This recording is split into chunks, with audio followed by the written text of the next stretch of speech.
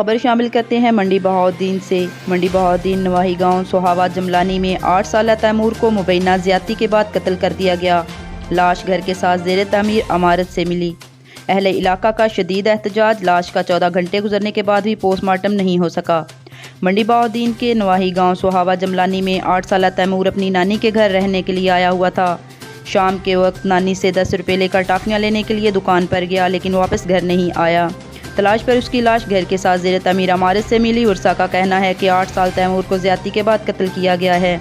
Police civil line ने बच्चे की लाश पोस्टमार्टम के लिए डिस्ट्रिक्ट हेडक्वार्टर अस्पताल मुंतकिल कर दी। तैमूर घर से चीज़ लेने गया, तकरीबन 4 का टाइम था। शाम तकरीबन 8 बजे मरा हुआ मिला है, उसके साथ ज़्यादती हुई है। हमें इंसाफ चाहिए, आपसे अपील है। विरसा ने बच्चे के कत्ल पर एहतजाज करते हुए कातिल की गिरफ्तारी का मुतालबा किया है। मकतूल के मामू का कहना है कि हमारे बच्चे से ज़्यादती हुई है, हमें इंसाफ फ्राहम किया जाए। शमसा चौधरी, PNN न्यूज़ उर्दू, मंडी बहाउद्दीन।